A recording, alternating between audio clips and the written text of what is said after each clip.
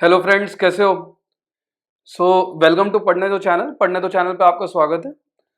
आज मैं आपको चैप्टर 5 अर्थमेटिक प्रोग्रेशन पे लेके आ रहा हूँ। Chapter 5 arithmetic progression. तो इस चैप्टर को पहली चीज तो यह है कि ये वेरी स्कोरिंग चैप्टर है। This chapter is very scoring. Secondly, इसके अंदर से जो न्यूमेरिकल्स आते हैं जनरली सीबीएसई लेवल पे, सीबीएसई का जो एग्जाम होता है उसमें एनसीईआरटी से डायरेक्ट न्यूमेरिकल कॉपी हो जाते हैं इस चैप्टर के अंदर। तो एंड थर्डली, इसके अंदर बहुत सारे फॉर्मूलेज आपको याद नहीं करने, सिर्फ 2 या 3 फॉर्मूले हैं जो आपको याद करने हैं एंड आपके सारे क्वेश्चंस आप सॉल्व कर सकते हो इस मेथड के अंदर। तो स्टार्ट करते हैं। Arithmetic progression. तो इस चैप्टर के अंदर हमारा जो स्कोप है वो ये है कि पहला, कि what is arithmetic progression, arithmetic progression होता क्या है, व्हाट इज अर्थमेटिक प्रोग्रेशन। दूसरा, short form of arithmetic progression, arithmetic progression की शॉर्ट फॉर्म क्या होती है। तीसरा, अर्थमेटिक प्रोग्रेशन में हम टर्म्स क्या क्या यूज करते हैं। तो ये हमारे को इस चैप्टर के अंदर पढ़ना है। तो मैं सबसे पहले आपको एक एग्जांपल लेके समझाता हूँ कि लेट से ये आपका एग्जांपल लेते हैं। लेट से आपका एक फ्रेंड है, ठीक है, ये आपका एक फ्रेंड है, ठीक है, एंड ये आप हो, दिस इज यू। ठीक है बच्चों, ये आपका एक फ्रेंड है एंड ये आप हो, दिस इज यू। ठीक है, मार्बल्स खेले तुमने, मार्बल्स, कंचे, जिसको बोलते हैं कंचे, ये इस टाइप के कंचे होते हैं। ठीक है, ये कंचे, मार्बल्स खेले कभी? तो लेट से एक सिनेरियो है कि आपका फ्रेंड सबसे पहले आपको एक कंचा देता है, उसके बाद आपका फ्रेंड 2 कंचे बढ़ा के दोबारा दे देता है आपको, तो टोटल कितने हो गए? 3 हो गए। उसके बाद आपका फ्रेंड 2 कंचा बढ़ा के दोबारा दे देता है आपको, तो टोटल कितने हो गए? 5 हो गए। ऐसे वो आपको देते रहता है। ठीक है, एक सिनेरियो तो ये है। ठीक है, तो इसके अंदर क्या नोटिस किया आपने भाई, जो सेकंड टर्म है वो फर्स्ट टर्म को अगर माइनस करोगे तो ये आएगा 2। जो थर्ड टर्म है जो कि 5, उसको 3 से माइनस करोगे तो क्या आएगा? अगेन 2 आएगा। जो 7 है उसको अगर आप 5 से माइनस करोगे तो क्या आएगा? अगेन 2 आएगा। जो 9 है उसको 7 से माइनस करोगे तो क्या आएगा? अगेन 2 आएगा। मतलब आपने ये नोटिस किया कि कोई भी जो टर्म है एंड उसके जो नेक्स्ट टर्म है, उसका जो नेक्स्ट टर्म है, कोई भी टर्म है एंड उसका जो नेक्स्ट टर्म है, उन दोनों का अगर आप माइनस कर रहे हो एंड उस पूरे एक्सप्रेशन में माइनस कर रहे हो, ये इसको बोलते हैं एक्सप्रेशन। तो उस पूरे एक्सप्रेशन में माइनस कर रहे हो, तो जो आपका कॉमन डिफरेंस आ रहा है इसको बोलते हैं कॉमन डिफरेंस। जैसे 2 है, ये है कॉमन डिफरेंस। तो जो आपका कॉमन डिफरेंस आ रहा है वो सेम है। तो ये एक आपकी एपी होगी, ये एक आपकी एपी होगी। इसको एक और एग्जांपल से समझते हैं, लेट से आपके पास 10 बलून्स है फॉर एग्जांपल, आपके पास 10 बलून्स है फॉर एग्जांपल। ठीक है, 10 बलून्स है आपके पास फॉर एग्जांपल। ठीक है, 1 मिनट बाद एकदम से कुछ हवा चली और एक बैलून उड़ गया, तो आपके पास कितने रह गए? 9 रह गए। उसके 1 मिनट बाद दोबारा हवा चली, दोबारा बैलून उड़ गया, आपके पास कितने रह गए? 8 रह गए। उसके 1 मिनट बाद दोबारा हवा चली, दोबारा बैलून उड़ गया, तो आपके पास 7 रह गए। ऐसा कर करके एंड में आपके पास 0 बैलून बचे। तो क्या ये एक एपी है? क्या ये एक अर्थमेटिक प्रोग्रेशन है? जी हाँ, यस, ये एक अर्थमेटिक प्रोग्रेशन है, क्योंकि 9 माइनस 10 कितना होगा? -1। 8 माइनस 9 कितना होगा? -1। 7 माइनस 8 कितना होगा? -1। -1 -1 -1। तो ये जो कॉमन डिफरेंस है, ये जो कॉमन डिफरेंस है वो किसी भी अर्थमेटिक प्रोग्रेशन का अगर सेम होता है तो वो एक एपी होती है, वो अर्थमेटिक प्रोग्रेशन एक एपी होती है। अब अपन इस पे आते हैं। तो भाई व्हाट आर अर्थमेटिक प्रोग्रेशन? भाई अगर अर्थमेटिक प्रोग्रेशन क्या होता है, अगर भाई आपने जो फर्स्ट टर्म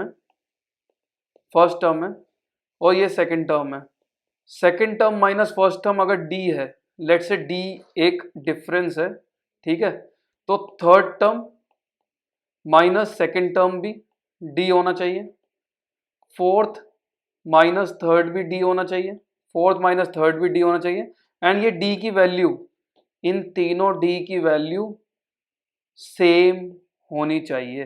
तब कोई भी आप जो आपको नंबर ऑफ टर्म्स दे रखी है उनको आप बोलोगे कि वो एपी है, वो एक अर्थमेटिक एक्सप्रेशन है। आगे चलते हैं। तो short form of arithmetic expression, तो generally short form of arithmetic progression, इसकी जनरली शॉर्ट फॉर्म होती है एपी। तो मैं अब आगे से एपी बोलूंगा। अर्थमेटिक प्रोग्रेशन को जनरली आप बोल देते हो एपी, ठीक है, तो मैं इसको बोलूंगा AP. Terms used in arithmetic progression, terms used in AP, इसको अपन आगे पढ़ते हैं कि हम पहली टर्म को क्या कहते हैं, फर्स्ट टर्म को क्या कहते हैं, ठीक है, हम लास्ट टर्म को क्या कहते हैं, लास्ट टर्म को क्या कहते हैं, हम common difference, common difference, common difference जो कि कोई भी नियर टू टर्म्स का डिफरेंस होगा उसको क्या कहते हैं, ठीक है, इसको हम आगे पढ़ते हैं, ठीक है, आगे चलते हैं, ठीक है। तो अपन ने ये समझ लिया कि एपी क्या होता है, आगे चलते हैं। तो भाई term, common difference, finite and infinite APs क्या क्या होते हैं। तो टर्म, टर्म का मतलब होता है जैसे आपके कोई भी नंबर लिख रखा है A1, A2, A3 till late से AN, ठीक है। तो भाई ए भी आपकी एक टर्म है, A1 भी आपकी एक टर्म है, A2 भी आपकी एक टर्म है, A3 भी आपकी एक टर्म है, ठीक है, ऐसे AN भी आपकी एक टर्म है, ठीक है। तो ये सारी आपकी एक एक टर्म्स है, ठीक है। अब कॉमन डिफरेंस किसको बोलते हैं, तो कॉमन डिफरेंस होता है D is equal to A1 minus A, which is again equal to A2 minus A1, which is again equal to A3 minus A2, which is again equal to AN minus AN minus 1, ठीक है। तो बच्चों ये होता है common difference, मतलब कोई भी नियर बाय टू टर्म्स का डिफरेंस, कोई भी नियर बाय टू टर्म्स का डिफरेंस को आप बोलोगे कॉमन डिफरेंस, ठीक है। ए एन किसको बोलते हैं, ए एन बोलते हैं last term, last term of a AP को आप बोलते हो ए एन, जिसको आप एल से भी डिनोट करते हो, ठीक है। अब बचाओ finite AP and infinite APs किसको कहते हैं, finite APs and infinite APs किसको कहते हैं, ठीक है। तो बच्चों फाइनाइट एपीज, फाइनाइट एपी, जैसे आपने बैलून वाला एग्जांपल लिया था, बैलून वाला जो आपने एग्जांपल लिया था कि भाई 10, 9, 8, 7 टिल 0, ये एक फाइनाइट एपी है, ये एक फाइनाइट एपी है, बिकॉज इसके अंदर आपकी जो टोटल नंबर ऑफ टर्म्स है वो आप गिन सकते हो, कितनी होगी इसके अंदर, 10, 9, 8, 7, 6, 5, 4, 3, 2, 1, 1, 2, 3, 4, 5, 6, 7, 8, 9, 10, 0, 11, तो टोटल कितनी होगी, 11 टर्म्स होगी। तो फाइनाइट एपी का मतलब होता है कि अगर आप उसकी टर्म्स को गिन सकते हो तो उसको बोलते हैं फाइनाइट एपी। तीसरे पे आते हैं, इनफाइनाइट एपी क्या होता है, infinite AP, infinite AP, infinite AP आप बोलते हो जिसकी आप टर्म्स को गिन नहीं सकते हो, मतलब जो डॉट डॉट डॉट चलती रहती है। फॉर एग्जाम्पल मार्बल वाला जो एग्जाम्पल देखा था आपने, 1, 3, 5, 7, 9, 11 डॉट डॉट डॉट, तो अगर आपकी जो फ्रेंड है उसके पास इन्फिनिटी मार्बल होंगे, मतलब उसके पास मार्बल्स बहुत सारे होंगे, तो वो आपको देता रहेगा, दो दो बढ़ा के आपको देता रहेगा, दो दो बढ़ा के आपको देता रहेगा, तो इसको बोलते हो आप infinite AP, infinite AP. Infinite AP का मतलब होता है ये कभी भी एंड नहीं होता, ये एवर एंडिंग है, इन्फिनिटी है इसका, ठीक है। आगे चलते हैं, general form of an AP. तो देखो बच्चों general form of an AP क्या होती है, general form of an AP होती है कि भाई पहला टर्म लेट से आपका ए है, ठीक है, ये आपका फर्स्ट टर्म हो गया, तो दूसरा टर्म क्या होगा आपका A1 होगा, ठीक है, तीसरा टर्म क्या होगा आपका A2 होगा, चौथा टर्म आपका A4 हो A3 होगा, पांचवा टर्म आपका A4 होएगा, छठा टर्म आपका A5 होएगा, डॉट डॉट डॉट, ठीक है, लास्ट टर्म आपका AN होगा, ठीक है। इसको इस तरीके से देखते हैं, तो भाई A1 माइनस ए क्या है, D है, ठीक है, तो A1 क्या हो जाएगा, A प्लस डी हो जाएगा। समझ गए बच्चों, नहीं समझ गए, A2 माइनस A1 क्या है, A2 माइनस A1 भी D है, तो A2 is equal to A1 plus D हो जाएगा, again it is equal to A plus 2D, ठीक है। समझ गए नहीं समझे, तो general general form of an AP क्या होती है, general form of an AP होती है A plus D, A plus D plus D, A plus D plus D plus D, ऐसे ऐसे चलते रहो टिल AN, ये होती है आपकी general form of an AP, general form of an AP, ठीक है। एक सवाल करते हैं इसका, एक सवाल करते हैं general form of an AP का, ठीक है। तो लेट अस से टोटल टर्म्स आपकी 3 है, ठीक है, पहला चीज।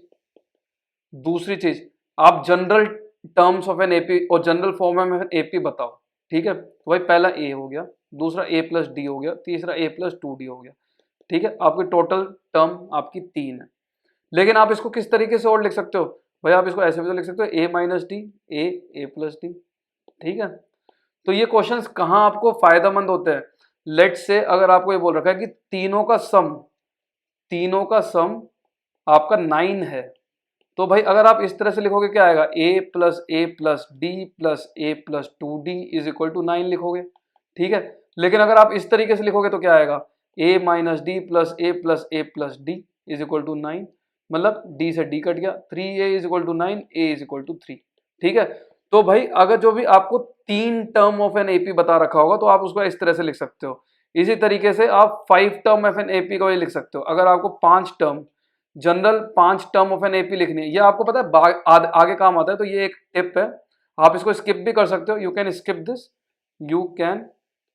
This for CBSE level, skip this, you can skip this for CBSE level, but ये आपको कंपटीशन में काम आता है फॉर सीबीएसई लेवल, ठीक है। ये मैं क्लियर बता रहा हूँ कि आप इसको स्किप कर सकते हो सीबीएसई लेवल के लिए, ये लेकिन आपको कंपटीशन में काम आता है। तो 5 टर्म की एपी क्या होगी, ए minus two D, A minus D, A plus D, A plus two D, ठीक है। ये दोनों चीज को याद कर लो, बहुत काम आती है आगे। 3 टर्म आपकी एपी की होगी वो इस टाइप से होगी, 3 टर्म जो आपकी एपी की होगी वो इस टाइप से होगी, एंड जो 5 टर्म ऑफ एन एपी होगी वो इस टाइप से होगी, ठीक है। ये याद कर लो, ये बहुत काम आता है आपको आगे, मतलब बहुत सारे क्वेश्चंस आएंगे, सवाल आएंगे जिसके थ्रू आप ये सॉल्व कर सकते हो। आगे चलते हैं, अब सवाल करते हैं। For an AP 3/2, 1/2, -1/2, -3/2, what is the first term and what is the common difference. आपको क्या निकालना है इसमें, फर्स्ट टर्म निकालना है आपको और कॉमन डिफरेंस निकालना है आपको, ठीक है। आपको ये दो चीजें निकालनी है। तो पहला तो ये जानिए कि भाई टर्म क्या होती है। टर्म तो मतलब ये भी एक टर्म है, ये भी एक टर्म है, ये भी एक टर्म है, ये भी एक टर्म है, ये भी एक टर्म है, ठीक है। तो आपकी पहली टर्म क्या होगी, पहली टर्म हो जाएगी आपकी A is equal to 3/2, this is first term of an AP, ठीक है। कॉमन डिफरेंस क्या हो जाएगा, कॉमन डिफरेंस क्या हो जाएगा, a2 minus a1 is equal to a3 minus a2 is equal to a4 minus a3, ठीक है। मतलब 1/2 minus 3/2 which is again equal to -2/2 which is again equal to -1,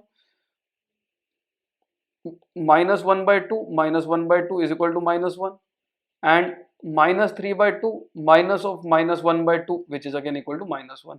तो आपका जो कॉमन डिफरेंस है, जो अगर आपका कॉमन डिफरेंस है वो है -1, इजी है, हो जाएगा। आगे चलते हैं। Which of the following list of numbers form an AP. भाई आपको अगर एपी फॉर्म करना है, अगर आपको एपी फॉर्म करना है तो डी उसका सेम होना चाहिए, ठीक है। पहला क्वेश्चन देखते हैं। भाई 10 माइनस 4 कितना है, 6 है। 16 माइनस 10 कितना है, 6 है। एंड 22 माइनस 16 कितना है, 6 है। भाई ये तो आपका एपी बन गया। एपी बन गया नहीं बना, बिकॉज डी तो तीनों का सेम है, तो ये तो एपी बन गया आपका, ठीक है भाई, ये तो एपी है। इसके अगली दो टर्म क्या होगी भाई, 22 प्लस 6 अगेन 28, 28 प्लस 6 अगेन 34, ये आपकी आगे की दो टर्म हो जाएगी। अगला क्वेश्चन करते हैं। 1 -1 -3 -5, भाई -1 कितना हो गया, -2 हो गया। -3 माइनस ऑफ -1 कितना हो गया, -2 हो गया। -5 माइनस ऑफ -3 कितना हो गया, -2 हो गया। भाई डी तो सेम है, डी सेम है कि नहीं है, जी सेम है, तो ये एपी बन गई कि नहीं बन गई, जी बन गई, तो मतलब ये एपी है। अब आपको क्या देखना है, नेक्स्ट टू टर्म्स। तो भाई -5 plus D which is equal to -5 -2 which is equal to -7, -7 plus D which is equal to -7 -2 which is equal to -9, ठीक है। ये दो आपकी टर्म्स हो गई। अगले को देखते हैं। -2 2 -2 2 -2 डॉट डॉट डॉट। भाई अब इसमें a2 माइनस a1 करो, 2 माइनस ऑफ -2 कितना हो गया, 0 हो गया। नहीं 0 नहीं हुआ, कितना हो गया ये, 2 माइनस ऑफ -2 कितना हो गया, 4 हो गया। समझ गए बच्चों, नहीं समझे, समझ गए, सो तो नहीं गए, नहीं सोए। -2 कितना हो गया, -4 हो गया। भाई ये दोनों तो d कितने हो गए, अलग है, मतलब d1 is not equal to d2 आ गया ये तो।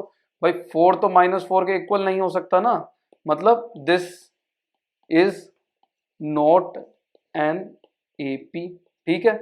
समझ गए, इजी है। अगले पे करते हैं। 1,1,1,2,2,2,3,3,3,3 क्या ये एपी है? जी नहीं है, नो नो नो। इधर आपका क्या है? 0, इधर आपका क्या है? 0, इधर आपका क्या है? 1, इधर आपका क्या है? 0, इधर आपका क्या है? 0। भाई डी कभी तो 1 हो रहा है, कभी 0 हो रहा है, मतलब ये एपी नहीं है। This is not an AP. अगले क्वेश्चन पे आते हैं। nth term of an AP with example, this is very interesting. तो भाई आपका क्या है? ए, आपकी फर्स्ट टर्म तो ए है। A2 क्या है आपका? a प्लस डी है। A3 क्या है आपका? a प्लस 2d है। A4 क्या है आपका? a प्लस 3d है। A5 क्या है आपका? a प्लस 4d है। A6 क्या है आपका? a प्लस 5d है। तो बच्चों इसमें क्या ऑब्जर्व किया आपने? देखो, चीजें रटनी नहीं है। एपी में तो कुछ भी नहीं रटना है आपको, बहुत इजी है। जब आप समझोगे ना तो आपको क्लैरिटी हो जाएगी। भाई मैंने क्या किया, इसको इस तरह से भी लिख सकते हैं a प्लस 0 इंटू डी। ठीक है, मैंने क्या किया, कोई A1 निकालना है तो मैंने सबसे पहले तो इधर a लिख दिया, प्लस भाई 1 जो इधर लिख रखा है उसको -1 कर दिया और इसको d कर दिया। ठीक है, तो ये क्या आ गया भाई? a आ गया, मतलब करेक्ट जी। समझ गए जी? अगले पे चलते हैं जी। A2 पे मैंने क्या किया, मैंने इधर अगेन a लिखा और जो मेरा ये 2 था उसको -1 कर दिया और d लिख दिया, तो ये a प्लस डी आ गया। करेक्ट, समझ गए जी? जी समझ गए। अगला चलते हैं। A3 पे मैंने क्या किया, a plus 3 minus 1 into D लिख दिया। भाई 3 माइनस 1 इंटू डी लिख दिया तो ये a प्लस 2d आ गया, मतलब करेक्ट, ये भी ठीक है जी। तो मैंने A6 में क्या किया भाई, a प्लस मैंने 6 माइनस 1 डी लिख दिया, which is again equal to a plus 5d आ गया। करेक्ट है कि नहीं है? जी करेक्ट है। समझ में आ गया? जी समझ में आ गया। तो भाई मैं an में क्या करूंगा, मैं an में क्या करूंगा, मैं an में क्या करूंगा, मैं an में भी ऐसे करूंगा, a plus n minus 1 into D लिख दूंगा। ठीक है, लिख दूंगा कि नहीं लिख दूंगा? भाई लिख दूंगा। तो मतलब this is nth term of an AP. समझ में आ गया? इसको याद कर लो, इसको याद कर लो, और याद नहीं करने का मन कर रहा तो इस तरह से आप लिख लिया करो, आपको समझ में आ जाएगा, इजी है। आगे चलते हैं। ठीक है, तो भाई क्या कर रहा है, find the 10th term of an AP, इतना। तो भाई आपको कोई भी टर्म फाइंड करनी है, अगर आपको कोई भी टर्म फाइंड करनी है, आपको अगर ए एन फाइंड करना है तो आपको क्या चाहिए, इसका फॉर्मूला है A plus N minus 1 into D. ठीक है, तो इसमें वेरिएबल्स क्या क्या है, इसमें वेरिएबल्स क्या क्या है, वेरिएबल्स क्या क्या है भाई, पहला तो ए है। ठीक है, ए का मतलब क्या है, फर्स्ट टर्म ऑफ एपी। ठीक है, एन का मतलब क्या है, nth टर्म ऑफ एपी। ठीक है, डी का मतलब क्या है, common common difference, common difference of AP. G D का मतलब तो ये हो गया। ठीक है, तो अब हमारी ये प्रॉब्लम हो गई है कि भाई हमको 10th टर्म फाइंड करने, तो ए 10 क्या होगा, A plus 10 minus 1 into D which is equal to A plus 9d। ठीक है, ये तो क्लियर आ गया जी, समझ में आ गया? जी समझ में आ गया। ए की वैल्यू क्या है, 2 है, क्योंकि भाई 2 की वैल्यू ए है, पहली टर्म तो आपकी 2 है, तो मतलब ए की वैल्यू 2 है। डी की वैल्यू क्या है भाई, A2 माइनस A1 कर दो, मतलब 7 माइनस 2 कर दो इज इक्वल टू 5, तो डी की वैल्यू आपकी क्या आ गई, 5 आ गई। तो आपकी A10 क्या होगी आपका A10 होगा 2 प्लस 9 टाइम्स इंटू 5, 9 5 जब 45 प्लस 2 47। समझ में आ गया? जी समझ में आ गया। तो nth टर्म निकाल लोगे? जी निकाल लेंगे। आगे चलते हैं। Which term of an AP is this. देखो अब अगला क्वेश्चन क्या है, अगला क्वेश्चन में A N is equal to A plus N minus 1 into D है। अब आपको ए एन दे रखा है, अब आपको ए एन दे रखा है कि A N find, A N आपको दे रखा है -81। ठीक है, ए एन आपको दे रखा है -80। तो बच्चों अगर ए एन -81 दे रखा है विच इज इक्वल टू, ए कितना आपका 21 है, ए की वैल्यू तो 21 है जी, समझ में आ गया? जी समझ में आ गया। Plus N minus 1 into D की वैल्यू क्या है, 18 minus 21 is equal to 15 minus 18 is equal to -3। D की वैल्यू क्या है आपकी, -3 दे रखी है। ठीक है, इधर से n निकाल लोगे, नहीं निकाल पाओगे? जी निकाल लूंगा। कैसे निकालूंगा, n minus 1 into -3 is equal to -81 -21। समझ गए भाई, 8 से 2 गया 10 हो गया, 102 -102। ठीक है जी, समझ गए। n-1 इज इक्वल टू 102/3, 102/3 भाई, 3 तिये 9, 3 चौक 12, n-1 is equal to 34 which implies that n is equal to 35। ठीक है, तो भाई क्या आ गया आपकी A35 टर्म इज -81। आंसर आ गया जी, नहीं आ गया जी? आ गया। अब अगला क्वेश्चन क्या दे रखा है, also is any term zero. अब आपको फाइंड करना है कि क्या n की वैल्यू जीरो होती है कि नहीं होती। तो भाई फाइंड करो, 0 is equal to 21 plus n-1 into D -3। तो -21 is equal to n-1 into -3। भाई माइनस से माइनस कट गया, 3 से 7 आ गया, तो n इज इक्वल टू 8। मतलब एट्थ टर्म जो आपकी होगी, एट्थ टर्म जो आपकी होगी वो जीरो होगी, वो जीरो होगी। चलो अब फाइंड करते हैं कि क्या कभी, एक हम फाइंड कर देते हैं, also find if any term is 1। Let's say 1 find करते हैं। ठीक है, तो भाई 1 is equal to 21 plus n-1 into -3। तो भाई ये हो गया -20 is equal to n-1 into -3। मतलब n-1 into 3 is equal to 20। तो ये हो गया 3n -3 इज इक्वल टू 20। मतलब n इज इक्वल टू 23/3। क्या ये होल नंबर है? क्या ये होल नंबर है? जी नहीं है।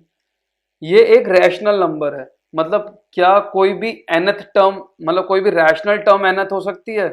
मतलब भाई या तो तीसरी टर्म होती है, या चौथी टर्म होती है, या 101वीं टर्म होती है, या 550वीं टर्म होती है, या 770वीं टर्म होती है, या 1000 टर्म होती है।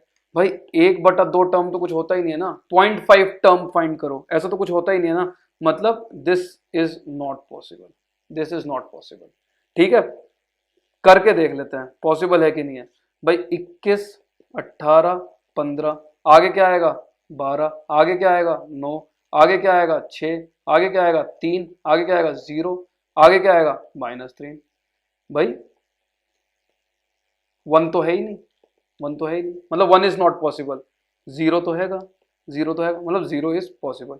तो इस तरह के क्वेश्चंस आते हैं एपी के अंदर। आपको nth टर्म फाइंड करने के आ जाता है। nth टर्म दे रखी होती है, फर्स्ट टर्म दे रखी होती है, आपको बोल देता है डी फाइंड करो। nth टर्म 2 अलग अलग दे रखी होती है और आपको बोल देता है डी फाइंड करो। उस पे भी आते हैं आगे। ठीक है, अगला चलते हैं। डिटरमाइन दी एपी, देखो उस पे आ गया। Determine the AP whose third term is 5। भाई a3 is equal to 5 which is equal to a plus 3 - 1 into D which is equal to a plus 2d 5। ठीक है, seventh term is 9, a7 is equal to 9 is equal to a plus 7 minus 1 into d which is equal to a plus 6d 9। ठीक है बच्चों, आ गया जी? जी आ गया।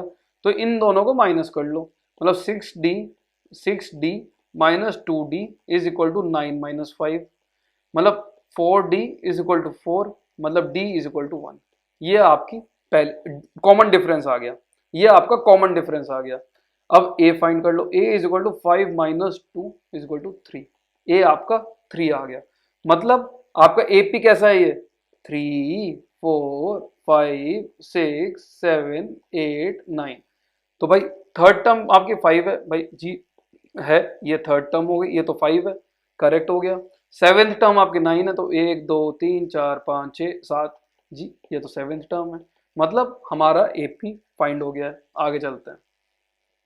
Check whether 301 is a term of list of numbers. Again पहले तो ये list of numbers है, ठीक है, ये नहीं बता रखा कि ये एपी है कि नहीं है। तो पहले चेक करते हैं कि ये एपी है कि नहीं है।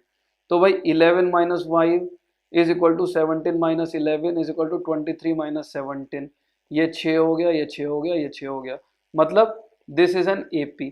तो हमने ये वेरीफाई कर लिया कि ये एपी है। पहले ये वेरीफाई हमेशा करना कि ये एपी है कि नहीं है, अगर क्वेश्चन पेपर में क्वेश्चन में नहीं दे रखा हो तो। एंड अगर दे भी रखा हो तभी भी एक बार वेरीफाई कर लेना, कई बार मिस प्रिंटिंग हो जाती है।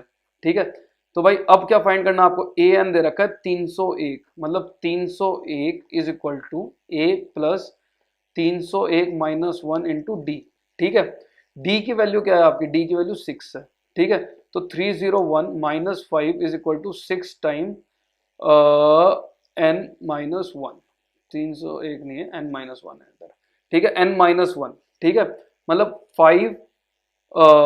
6 times n minus one is equal to 296, ठीक है, 296। तो n minus one into three is equal to 148, ठीक है भाई। 148 का जो टर्म है 1 प्लस 4 प्लस 8 is equal to 13, so 13 is not divisible by 3, मतलब 148 इज नॉट डिविजिबल बाय 3।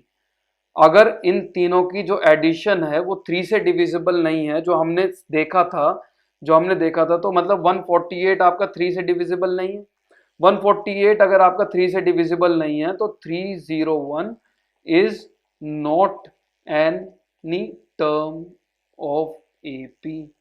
301 आपकी कोई भी एपी की टर्म नहीं है। कोई कंफ्यूजन है तो आप डाउट सेक्शन में मेरे को बता दीजिए। आगे चलते हैं। How many 2 digit numbers are divisible by 3? How many 2 digit numbers are divisible by 3? ठीक है, आपको ये चेक करना है कि 2 डिजिट नंबर टोटल कितने हैं जो डिविजिबल बाय 3 होंगे। भाई 10 एक 2 डिजिट नंबर है, ये 3 से डिविजिबल है? जी नहीं है। 11 3 से डिविजिबल है? जी नहीं है। 12 3 से डिविजिबल है? जी है। मतलब आपका जो ए हो गया वो हो गया आपका 12, ए हो गया आपका 12।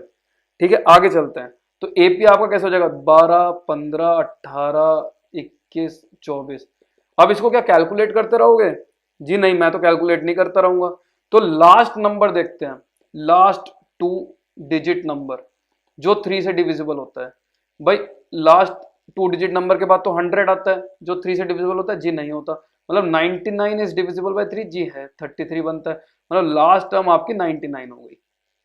ठीक है, तो भाई ए एन जो लास्ट टर्म है आपकी वो 99 है। मतलब A plus N minus one into D is equal to 99।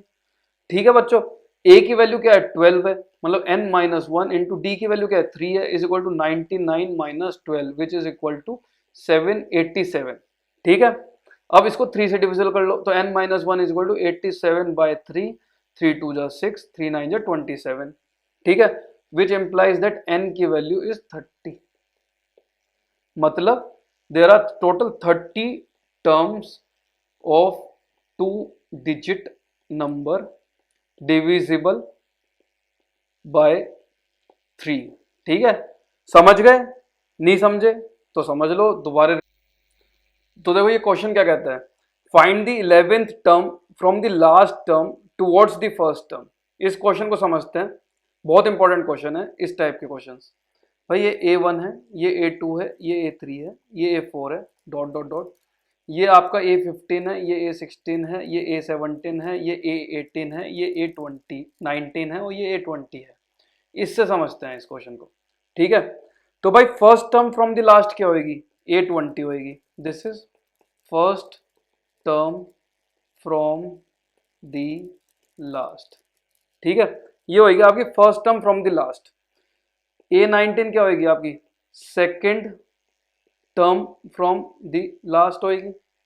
समझ में आया बच्चों? नहीं समझ में आया? A19 आपकी क्या होगी? Second term from the last होगी।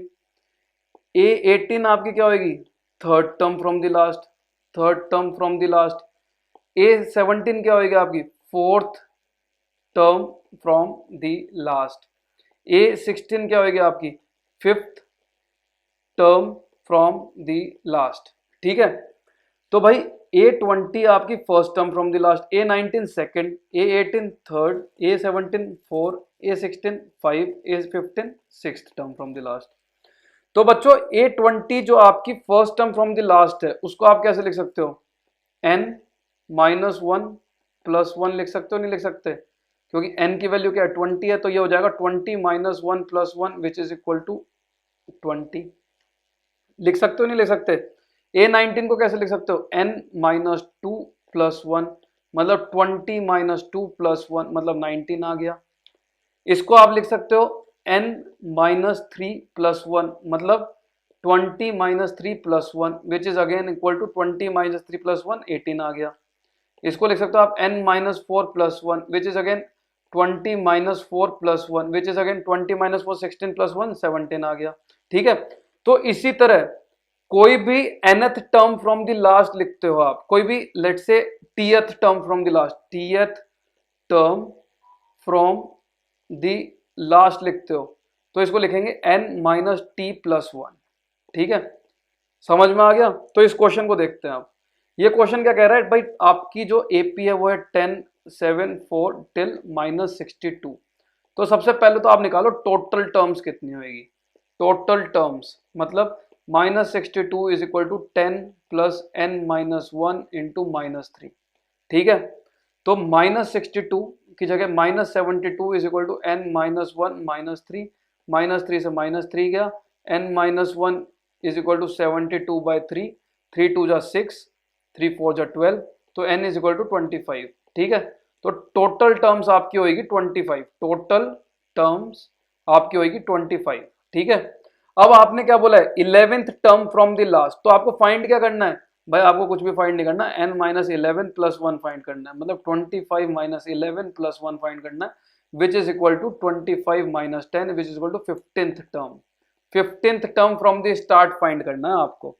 समझ गए, इसको इस तरह से समझते हैं 1 2 3 4 5 6 7 8 9 10 11 12 13 14 15 16 17 18 19 20 21 22 23 24 25। भाई 11th term from the last क्या होगी, पहला दूसरा तीसरा चौथा पांचवा छठा सातवां आठवां नौवां 10वां 11वां, मतलब 15, मतलब स्टार्टिंग से 15th टर्म। 15th टर्म मतलब 15th टर्म। समझ में आ गया जी, समझ में आ गया। अब फाइंड क्या करना है आपको, A15 फाइंड करना है, जो होगा A plus 15 minus one into D, मतलब 10 प्लस 14 टाइम्स -3, मतलब 10 माइनस 42, मतलब -32। ये आंसर है, इजी है, समझ में आ गया। सीबीएसई का क्वेश्चन है ये, सीबीएसई में क्वेश्चंस आते हैं ये बोर्ड्स में। आगे चलते हैं, 5 मार्क का क्वेश्चन आता है ये। A sum of 100 or sum of rupees 1000 is invested at 8% simple interest per year. Calculate the interest of at the end of each year. तो इससे पहले हम समझते हैं कि इंटरेस्ट का फॉर्मूला क्या है भाई, P R T by 100 interest का फॉर्मूला। पी क्या है, प्रिंसिपल इंटरेस्ट है, principal interest, principal principal value बोल सकते हो, इंटरेस्ट नहीं, प्रिंसिपल वैल्यू बोल लेते हैं इसको।